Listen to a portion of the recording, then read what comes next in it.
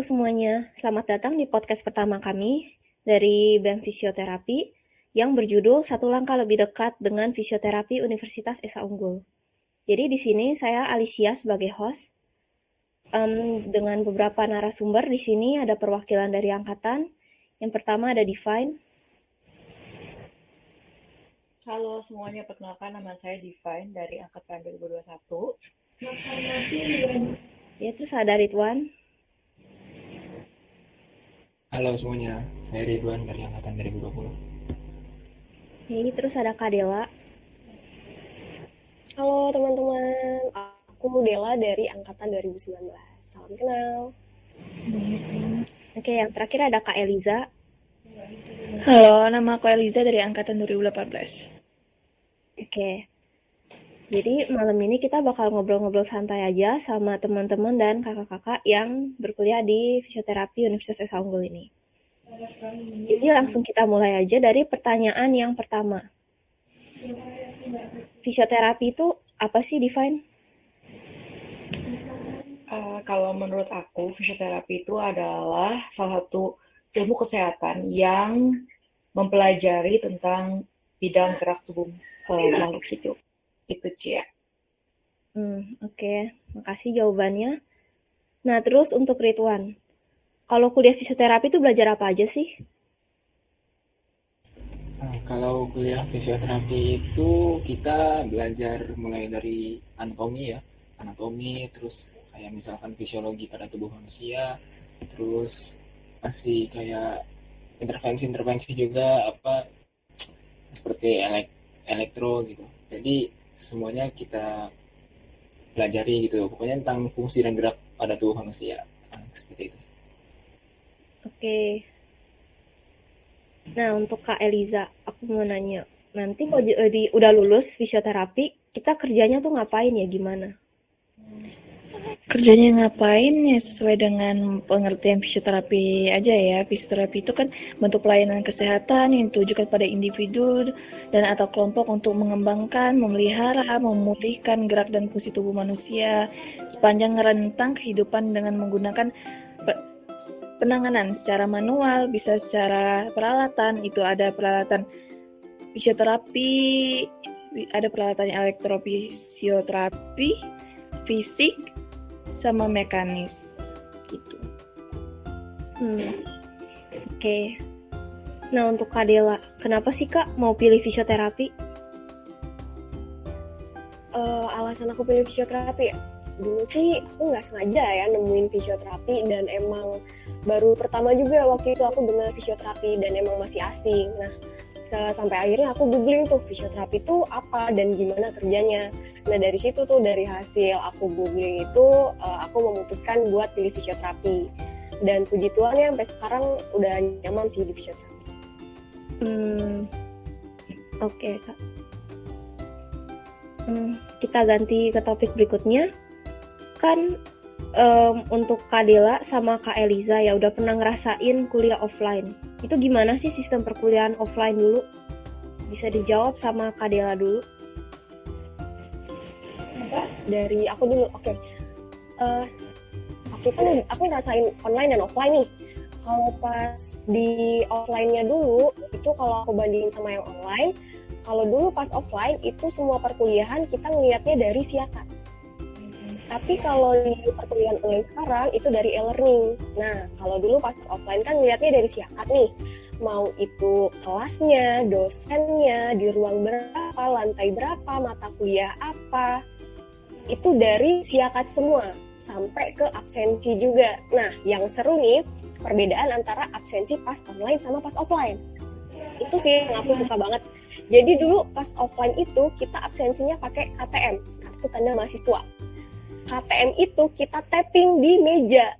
Itu seru banget sih. Dari kita ngumpulin KTM-nya, biasanya satu kelas tuh dikumpulin ke PJ-nya, baru kita tapping. Ada juga yang emang dosennya itu minta kita buat baris rapi, maju satu-satu, kita tapping sendiri-sendiri nih. Nah dari situ nanti kita tapping di meja, muncul tuh absensi kita masuk kayak gitu. Itu seru sih. Kalau yang sekarang kan kita di e-learning semua. Nah jadi masih ada kerinduan buat absensi kayak gitu-gitu. Dulu pas offline juga seru sih dari segi pembelajaran, fasilitas, pengajar, teman-teman, kakak-kakak seniornya itu gokil abis kan. Di luar ekspektasi, di luar ketakutan-ketakutan aku dulu sebagai maba. Itu aja sih Cia dari aku. Menarik ya Kak, kuliah offline. Kita belum ngerasain yang kayak gitu. Oke. Terus kalau Kak Eliza yang udah lebih lama ngerasain kuliah offline, gimana tuh? Bisa Enggak lama diceritain? juga sih ya, cuma 3 semester. Kurang lebih sama kayak Dela dulunya kayak gimana. Tapi yang lebih serunya itu kita bisa manfaatin fasilitasnya. Kayak yang pertama kita ada praktek nih misalnya, kita prakteknya ke klinik, kita main ke klinik, kita coba-coba alatnya, gimana gunain alatnya. Terus yang penting itu kalau offline itu harus pembelajarannya itu lebih tertata. Terus kita benar-benar belajar gitu. Beda kayak online. Kalau online kan kadang kita cuma skip aja nih videonya, modulnya cuma kita baca sekilas buat isi tugas aja kayak gitu. Hmm. Oke, makasih Kak jawabannya. Sama-sama. Nah, terus untuk sistem pembelajaran selama online ini, itu gimana sih? Bisa dijelasin sama define dulu? Nah, kalau sistem pembelajaran pas kita online ini, jadi sistemnya itu hybrid ya. Jadi yang aku udah rasain ya di semester lalu itu, jadi pertama kita nyelesain modul dulu secara online. Jadi kita selesai modul biasanya 3 atau 5 modul. Nah, nanti ada prakteknya. Nanti prakteknya itu offline. Jadi kita bisa nyoba alat. Kita waktu itu eh, aku elektro, terus ada anatomi terapan. Kalau anatomi terapan itu kan nggak pakai alat, tapi dosennya itu menjelaskan letak-letak eh, anatominya gitu, di mana pakai eh, alat peraga gitu. Jadi supaya kita sebagai mahasiswa lebih jelas taunya gitu kan. Kadang-kadang kan kalau online tuh walaupun kita udah dijelasin nih pakai modul ya, itu tuh masih bukan nggak nangkep, tapi kan memang letak anatomi itu kan memang spesifik ya.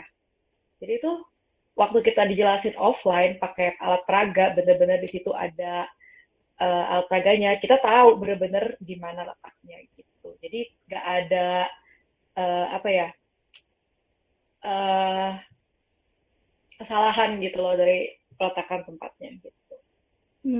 Jadi teorinya belajar dulu online, habis itu praktikum cuman sekali dari 3 sampai 5 pertemuan gitu ya. Iya Cia, tapi terakhir sih waktu kelas aku itu akhirnya terakhir kita praktikum tiap minggu sih Cia. Hmm, Mm-mm. Jadi oke. memang makin kesininya makin banyak offline-nya lah ya, bisa dibilang. Oke. Nah, untuk Ridwan, bisa jelasin nggak lebih rinci sistem perkuliahan online tuh gimana sih? Nah, ya, kalau di fisioterapi kan, apalagi di Esa Unggul gitu umumnya, itu untuk di e-learningnya itu ada 14 modul. Jadi kita ada sistem e-learning, terus ada per mata kuliahnya itu ada tempatnya sendiri. Nah, dalam tempatnya itu ada kayak misalkan 14 materi gitu. Nah, dan setiap materi itu ada tugas, kalau enggak misalkan ada kuis. Terus juga kita untuk absennya juga kan tadi udah disebutin juga sama Kak Dela atau sama Kak Eliza tadi. Sebutin kalau misalkan untuk absennya itu kan kita mengisi forum ya. Jadi sistemnya itu ya pengisian forum itu udah dianggap hadir gitu. Gitu sih. Hmm, oke. Nah, sekarang kita bahas topik yang lebih santai. Ini pendapat kalian masing-masing. Yang pertama, mata kuliah apa sih yang paling favorit buat kalian, yang paling menyenangkan, dan apa alasannya? Bisa dijawab sama define dulu. Kalau buat aku yang baru selesai semester 2, jadi belum banyak ya pengalamannya seperti kakak-kakak yang lain. Uh, Mata kuliah yang paling aku suka itu elektro, karena Salah satunya itu karena itu mata kuliah pertama yang offline ya, jadi bisa beneran nyoba alatnya, ketemu sama teman-teman gitu, belajar di kelas. Jadi ada perbedaan tersendiri lah dari pembelajaran elektro itu. Oke. Terus kalau Ridwan, apa mata kuliah favoritnya? Iya sih. Kalau aku juga mata kuliah favoritnya itu manual terapi satu gitu sampai sekarang kan ya, untuk aku semester 4. Dan itu juga karena kurang lebih sama kayak Divine. Jadi maksudnya kita masuk offline pertama kali, terus juga kita bisa berdiskusi sama teman, terus kemudian kita bisa bertukar kayak bertanya-tanya gitu langsung sama dosennya secara aktif gitu. Jadi nanti kita nggak hanya teori aja gitu kita tahunya, kita juga bisa praktek langsung di tempat itu gitu. Jadi mata kuliah yang pernah offline nih jadi mata kuliah yang berkesan ya buat kalian. Makanya jadi mata kuliah favorit. Oke. Terus kalau Kak Dela di tahun ketiga ya Kak, mata kuliah favoritnya apa Kak? Mata kuliah favorit ya? Mm-mm. Aku sih sejauh ini masih stay di neuro. Jadi aku sedikit lebih tertarik ke neuro dibandingin teman-temannya gitu. Karena mungkin neuro ya selain dari gimana dosennya mengajar, itu juga karena materinya yang aku emang suka di situ. Jadi neuro kan lebih spesifik ke sistem saraf pusat, entah itu stimulus otak dan lain-lainnya. Itu sih Cia. Hmm, oke. Terus kalau Kak Eliza, Kalau buat favorit nggak ada ya kali ya. Tapi dijalanin aja semuanya, didalemin semuanya sebisanya. Tapi kalau dilihat dari judul skripsi sih ngambilnya pediatri. judul skripsinya apa tuh Kak? Prevalensi delay development di masa pandemi. Hmm, oke. Terus ke pertanyaan berikutnya, kalau mata kuliah yang paling menantang buat kalian yang mungkin mengalami kesulitan di mata kuliah itu apa? Bisa dijawab sama Divine dulu. Kalau buat aku ya sepertinya udah jelas anatomi ya, karena anatomi itu selain dari kita harus belajar waktu dijelaskan gitu, kita harus menangkap pas dijelaskan sama dosennya, tapi kita juga butuh waktu ekstra untuk memperdalam dan menghafalkan gitu loh, bagian-bagian anatominya. Jadi menurut aku anatomi itu butuh apa ya, kerja ekstra lah untuk bisa mengertinya gitu. Oke. Kalau Ridwan, Ini mata kuliah yang yang paling paling menantang. kalau aku sih sampai sekarang ya, aku pribadi ya, itu Mm-mm. metodologi penelitian gitu. Hmm, belajar apa tuh? Itu belajarnya itu kayak bagaimana cara kita membuktikan suatu efektivitas atau misalkan hubungan-hubungan antara antara apa suatu aktivitas kita dengan postur tubuh kita sendiri itu sih. Jadi menurut aku ini agak, kalau aku pribadi sih agak sulit sendiri gitu. Hmm, kalau matkul yang fisioterapinya banget itu ada nggak yang lebih berkaitan sama fisioterapinya sendiri yang menurut kamu tuh susah? Sampai sekarang sih proses fisioterapi itu karena emang materinya banyak dan dijelaskannya juga secara singkat padat gitu, jadi kita perlu adaptasinya juga harus lebih lebih lebih cepat, lebih tangkap lah. Hmm, oke, jadi di tahun kedua ini ada dua ya yang susah. Ya kurang lebih seperti itu. Oke, kalau menurut Kak Dela, sejauh ini mata kuliah yang paling menantang atau yang paling sulit apa? Eh, ada di beberapa waktu tuh kadang semua mata kuliah jadi tantangan ya buat aku. Tapi gimana aku ngolah itu gitu. Jadi pasti ada di satu materi di setiap mata kuliahnya itu aku ngerasa itu jadi tantangan buat aku. Tapi balik lagi ke ya aku harus menyediakan waktu luang buat lebih belajar lagi di luar masa perkuliahan di matkul atau materi terkait itu gitu. Cuma buat spesifiknya mungkin aku lebih ke manual terapi karena untuk manual terapi 1-2 itu aku online dan tiba-tiba offline di manual terapi 3. Jadi itu aku agak kewalahan di situ sih. Oke, Kak. Terus kalau Kak Eliza, Sama kayak Dela sih jawabannya, setiap mata kuliah itu punya tantangan sendiri-sendiri. Gimana kita manajemennya aja. Gitu. kalau yang paling ada nggak, Kak? Yang ngerasa susah? Yang paling sih, Hmm? nggak bisa dibilang paling-paling gitu. Punya tantangannya tersendiri semua.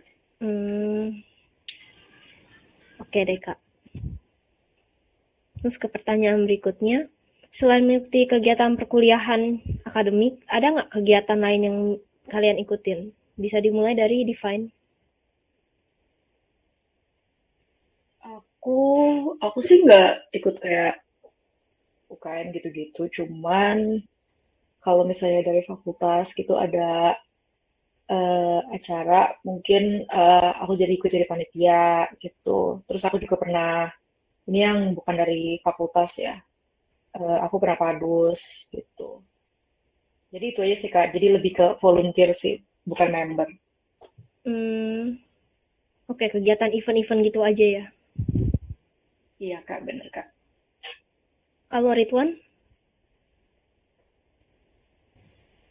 Kalau aku sendiri aktif di UKM sih, ada satu UKM itu yang emang bergeraknya di bidang keagamaan, jadi ikut masuk. bisa diceritain dikit itu kegiatannya ngapain? Kalau aku kan masuknya tuh UKM LDK IKMI ya, jadi mungkin kurang lebih kayak mengadakan tablik akbar, kalau enggak misalkan mengadakan Jumat bersih, kalau enggak misalkan mengadakan bagi-bagi makanan untuk yang bukan gitu sih. Hmm. Terus kalau Kak Eliza ada? Kalau aku sendiri di semester awal aku ikut IMFI, Ikatan Mahasiswa Fisioterapi Indonesia, bareng Dela juga itu. Terus sambil di BMF, di Divisi Pendidikan, terus di-upgrade ke BEMU, di BEMU juga di Kementerian Pendidikan. Terus aku juga suka ikut PHC gitu ya. Apalagi ya, ikut kepanitiaan yang ada di Fakultas Fisioterapi tentunya. PHC itu apa ya, Kak? Physical Health Care, jadi semacam kita ngadain pemeriksaan gratis gitu. Dulu pernah ada pemeriksaan gratis di panti asuhan apa di Bekasi, kita ikut, diminta tolong sama kakak-kakak tingkat kita buat ikut pemeriksaan, kita yang ikut pemeriksaan gitu. Terus ada di sekolah apa dulu juga pernah gitu. Nanti kalau udah offline kalian biasanya ada juga kok PHC. Jadi dulu banyak kegiatan pas masih offline ya, Kak? Banyak banget. Dulu juga kalau ada Peace Day, ya ada Peace Day itu seru banget. Acaranya 3 hari berturut-turut. Ada seminar, ada bazar, ada lomba-lomba, terus ada for peace.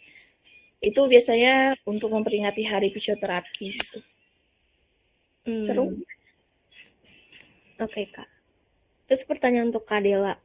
Buat teman-teman yang mau aktif nih di fisioterapi, itu ada kegiatannya apa aja ya, Kak? Oke. Untuk sejauh ini karena kita udah mulai hybrid ya, ada online ada offline.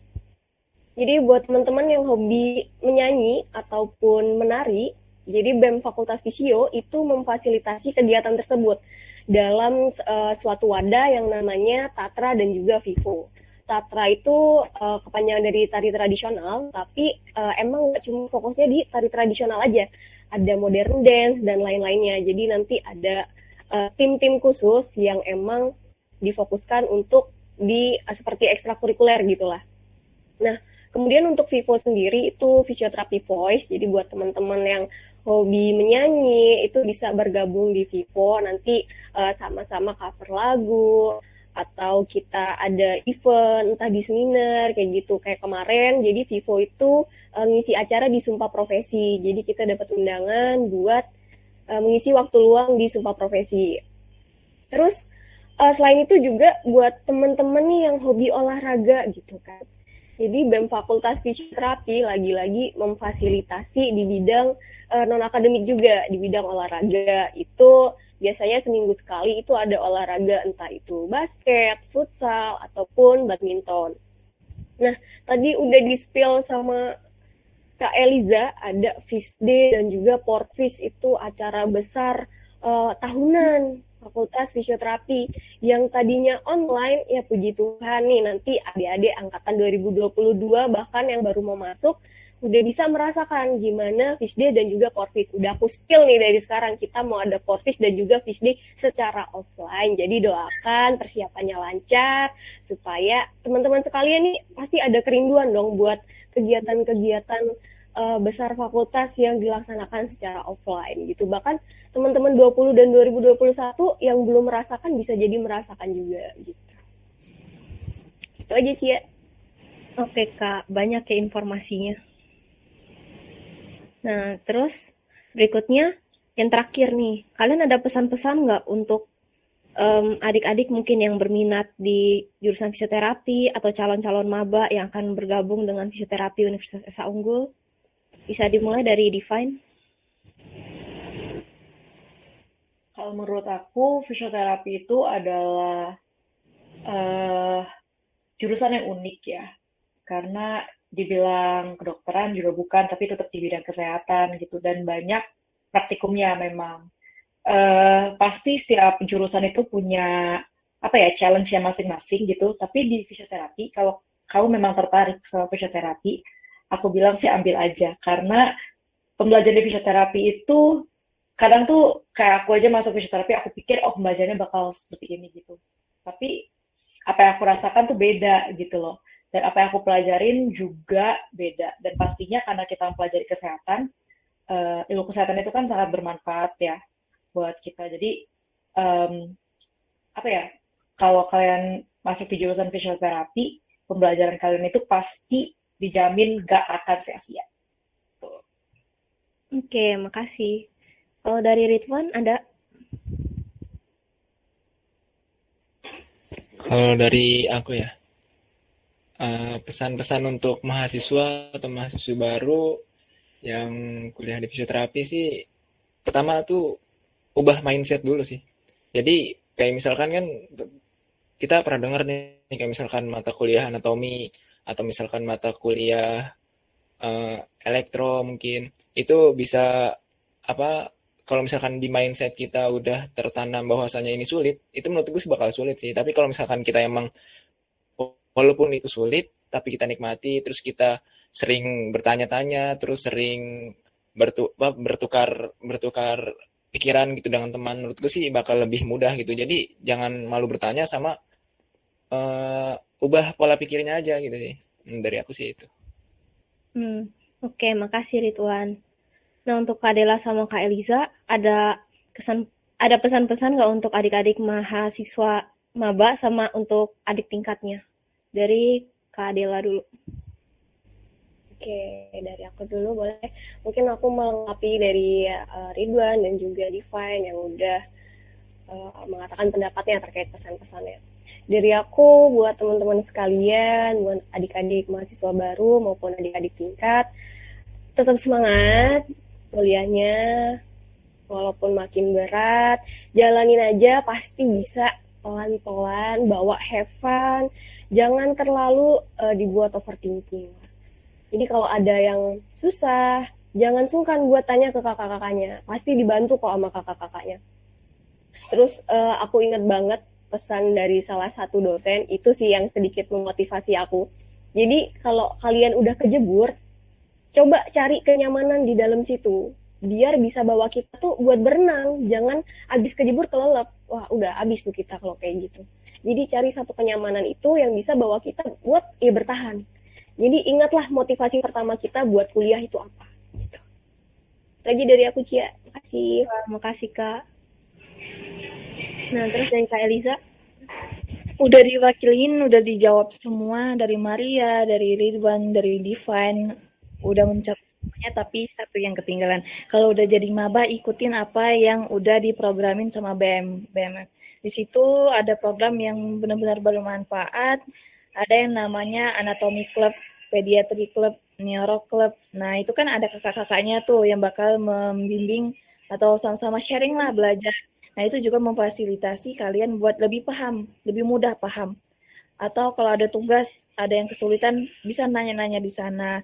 Jadi jangan males-males buat ikut unklub ataupun klub yang lainnya. Oke Kak, makasih Kak. Oke, jadi aku mau kasih kesimpulan dari pembicaraan kita malam ini.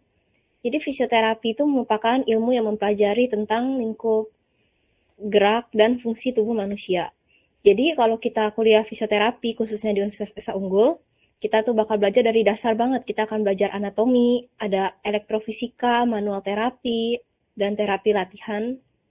Dan masih banyak lagi yang berkaitan dengan gerak dan fungsi tubuh manusia.